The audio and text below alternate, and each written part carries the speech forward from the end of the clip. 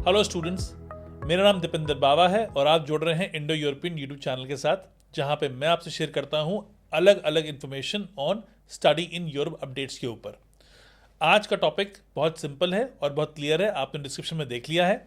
Finland के अंदर कुछ चेंजेस आ रहे हैं और वो चेंजेस मैं आपसे शेयर करना चाहता हूँ। बहुत सारे स्टूडेंट जो हैं फिनलैंड को लेके काफ़ी ज़्यादा एक्साइटेड हैं, काफ़ी ज़्यादा मोटिवेटेड भी हैं, वो अपनी एप्लीकेशंस को अप्लाई भी कर रहे हैं।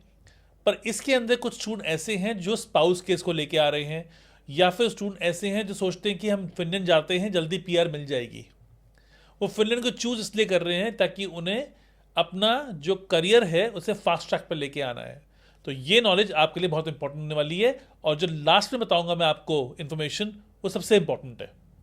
तो स्टूडेंट्स, आपको समझना पड़ेगा, जो पहले एक रूल था जिसमें हम ये कहते थे कि 4 साल में पीआर मिलती है फिनलैंड में, जो कि मिलती भी है आज की डेट में, वो होने जा रही है 6 साल। तो आपको 6 साल के अंदर पीआर मिलेगी। आप 5 साल में अप्लाई नहीं कर पाओगे, आपको 6 साल रहना पड़ेगा। नंबर 1, जो स्टडी के ईयर होते हैं वो भी काउंट होंगे। ठीक है, वो पहले भी काउंट होते थे और अभी भी काउंट होंगे। आपके स्टडी ईयर, आपका जॉब सीकर वीज़ा और आपका वर्क वीज़ा, तीनों काउंट होंगे। सो जैसे एग्जांपल लेते हैं, बच्चा है, उसने बैचलर करी 4 साल की, एग्जाम्पल है ये, और आपको 2 साल का जॉब सीकर वीज़ा मिल गया, तो आपके कितने हो गए? 6 साल हो गए। तो आप एलिजिबल हो अप्लाई करने के लिए। ठीक है, आपने मास्टर्स करी 2 साल की, आपको जॉब सीकर वीज़ा मिला 2 साल का, कितने हो गए? 4 हो गए। तो 2 साल आपको और काम करना है और 6 साल पूरे करने हैं। तो 6 साल तो पूरे करने पड़ेंगे। ये पार्लियामेंट में पास नियरली हो गया है और लॉ में आने वाला है। नंबर 2, फिनलैंड के अंदर 2 लैंग्वेजेस, स्वीडिश और फिनिश, दोनों लैंग्वेजेस की जो नॉलेज है वो आनी मैंडेटरी कर दी गई है। इनफैक्ट इस नॉलेज का जो जो इनका जो लेवल है, A1 A2 B1 B2, जिस तरह से हम लैंग्वेज लेवल बनाते हैं यूरोप के, वो डिफाइन हो रहा है कि वो क्या होना चाहिए। उसके बारे में इतनी अभी इंफॉर्मेशन आई नहीं थी, तो आने वाले टाइम में आप उसको भी गूगल पर चेक कर सकते हैं और हम भी आपसे शेयर कर देंगे। लेकिन ये क्लियर है कि स्वीडिश एंड फिनिश दोनों लैंग्वेजेस के अंदर आपको नॉलेज होनी चाहिए, ये भी मैंडेटरी कर दिया गया है।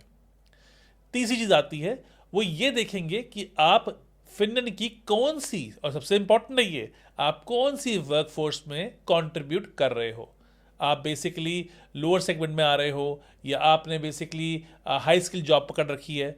तो आपको ये बात समझनी पड़ेगी कि आप कोई भी जॉब कर लोगे, इससे ये गारंटी नहीं है कि आपको बेसिकली पीआर मिल जाएगी। तो ये भी पॉइंट उन्होंने डाला है कि जो फिनलैंड की वर्कफोर्स पे कंट्रीब्यूशन जो है उसको भी एवैल्यूएट किया जाएगा, मतलब कि आपका जॉब रोल क्या है।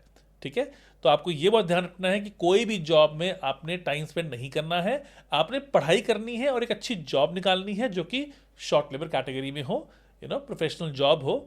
काफ़ी लोग मैंने देखा है जो शुरू शुरू में जो पहले गए थे ना, उनके पास और तरीक़ों की जॉब भी थी, जैसे न्यूज़पेपर डालते हैं तो भी पीआर मिल गई, नंबर ऑफ ईयर्स पूरे कर दिए। तो नंबर ऑफ ईयर्स पूरे करते हुए वो अपनी पीआर ले रहे थे, क्योंकि लॉ कहता है 4 साल पूरे कर लो हम आपको पीआर दे देंगे।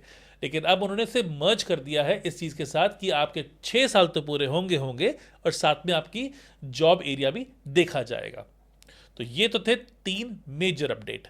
इसके बाद आते हैं 1-2 और अपडेट जो कि मैं आपसे शेयर करूंगा, जो कि बहुत इंपॉर्टेंट है उन स्टूडेंट्स के लिए जो सितंबर 2026 में अपनी एप्लीकेशन या तो लगा चुके हैं फिनलैंड के लिए या लगाने जा रहे हैं। अगर आप स्पाउस केसेस हो, आपको पता है फिनलैंड के अंदर स्पाउस केसेस जो हैं वो डिले क्यों हो रहे हैं? वो इसलिए डिले हो रहे हैं क्योंकि most of the spouse cases के अंदर देखा जाता है कि उनकी फंडिंग जो है वो क्लैरिफाई नहीं करते, वो बहुत क्लियर फंडिंग नहीं दिखाते, और इसकी वजह से कई और भी स्टूडेंट हैं जो एप्लीकेंट, सिंगल एप्लीकेंट भी हैं, वो भी डिले हो रहे हैं।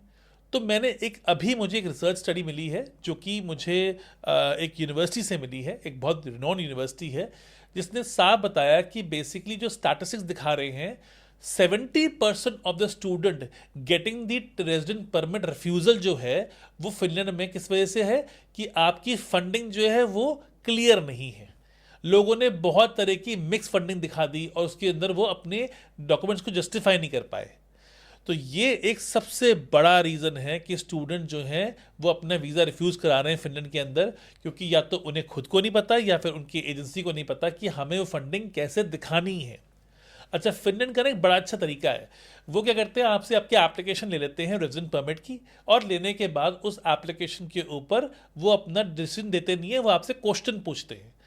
और जब वो क्वेश्चन पूछते हैं उससे बोलते हैं सप्लीमेंट आना, तो आपको सप्लीमेंट आता है, आपको उसके आंसर देने होते हैं। अब मज़े की बात यह है कि वो आपको ऑप्शन दे तो रहे हैं, आपकी हेल्प कर रहे हैं, लेकिन स्टूडेंट्स क्या है वो फंस जाते हैं, क्योंकि जब उन्हें एप्लीकेशन अप्लाई करते हैं वो अपने फाइनेंशियल्स को इस तरह प्लान नहीं करते कि वो बाद में सप्लीमेंट में जस्टिफाई कर पाए। ठीक है, आप समझ रहे हैं? जैसे किसी ने कैश की ट्रांजैक्शन डाल दी और उसके पास कोई प्रूफ ही नहीं था, तो अब आप बैकडेट में प्रूफ कैसे क्रिएट करोगे? सो स्टूडेंट, आपको समझना पड़ेगा कि फिनलैंड के अंदर सबसे इंपॉर्टेंट है फंडिंग। तो आप एक एक्सपर्ट की एडवाइस ज़रूर लें।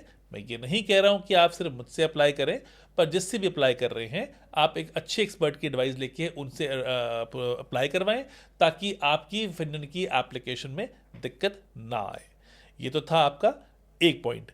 इसके बाद चलते हैं, स्टूडेंट्स बेसिकली कह रहे हैं कि हमने अपना स्पाउस वीज़ा अप्लाई करा, मेरी वाइफ का वीज़ा आ चुका है, मेरे वीज़े को 6 महीने हो गए हैं, 5 महीने हो गए हैं, 9 महीने भी हुए हैं, हमने 9 महीने के बाद भी लोगों को टीआरपी कार्ड हैंड ओवर करा है स्पाउस के अंदर, पर ये लंबा क्यों हो गया? क्योंकि उनकी फंडिंग क्लियर नहीं थी, उनके डिले ज़्यादा लग गए। तो मैं आपको सजेस्ट ये करूँगा कि अगर आपने बी परमिट पे जाना है या ए परमिट पे जाना है, जो कि ए एंड बी परमिट वो होते हैं जिनमें कि आप मास्टर्स एंड बैचलर्स में जाते हो। ए परमिट मास्टर बैचलर के लिए होता है और पी परमिट जो है वो बेसिकली आपके डिप्लोमास के लिए होता है। तो अगर आपने डिप्लोमास में भी जाना है तो भी आपकी फंडिंग पूरी क्लियर होनी चाहिए। अगर आपकी फंडिंग क्लियर नहीं है तो प्लीज़ फिनलैंड के अंदर फाइल मत लगाइए, आप अपना पैसा और टाइम दोनों बर्बाद करेंगे। ठीक है, 21 जनवरी 2026 डेडलाइन थी जी। आज किस चीज़ की थी ये डेडलाइन? ये थी आपकी बैचलर्स मास्टर्स में फर्स्ट राउंड में अप्लाई करने की। थोड़ी बहुत बैचलर्स मास्टर्स अभी और खुलेगी, कुछ रोलिंग इनटेक्स खुलेंगे, लेकिन मेजॉरिटी ऑफ द प्रोग्राम जो फिनलैंड के अंदर थे वो 21 जनवरी को बंद हो गए बेसिकली। और अब आपको दूसरी जगहों पे, कुछ जगहों पे फिर भी बैचलर मास्टर्स मिल जाएंगी, कुछ प्रोग्राम मिल जाएंगे, कई जगहों पे बिना आइल्स भी मिल जाएगा, कई जगहों पे आपको रेलेवेंसी बैचलर नहीं है तब भी एडमिशन मिल जाएगा। आपको अगर आपका एज का गैप बहुत ज़्यादा हो चुका है तब भी कोई दिक्कत नहीं है। अगर आपके पास किड्स भी हैं और आपके स्पाउस भी जाना चाहते हैं तो भी कोई दिक्कत नहीं है।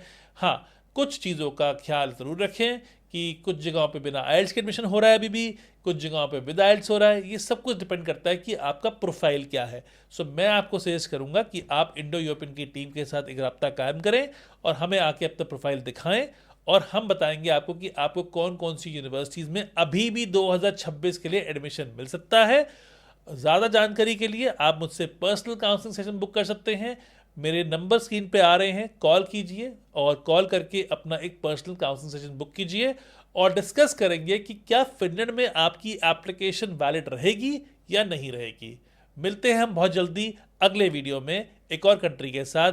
हाँ, एक बात और, अगर आप चाहते हैं कि मैं स्पेसिफिक किसी कंट्री पे वीडियो बनाऊं तो इस वीडियो पे आप कमेंट करके उन कंट्रियों का नाम डाल दीजिए, अपने टॉपिक्स डाल दीजिए और मैं आपके साथ बिल्कुल उस कंट्री पे डिटेल्स शेयर करूंगा बहुत जल्द।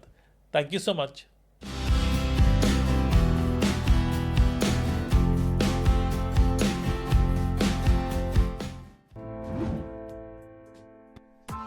Press the bell icon on the YouTube app and never miss another update.